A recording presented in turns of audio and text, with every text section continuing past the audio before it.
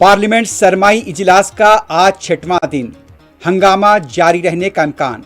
मुख्तलिफ मसाइल पर अपोजिशन अरकान की तहरीकात इल्तिवा।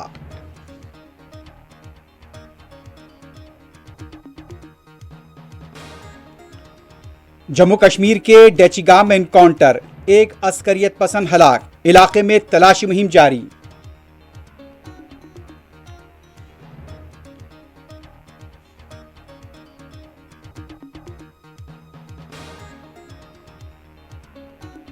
उत्तर प्रदेश संभल शाही जामे मस्जिद के पास पुलिस अभी भी चौकस।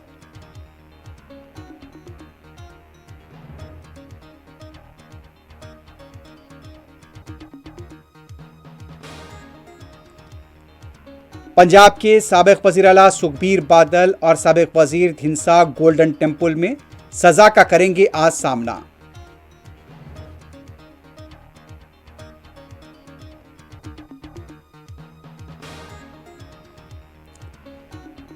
केरला में खौफनाक हादसा, 5 डॉक्टर तालिब इल्म हलाक।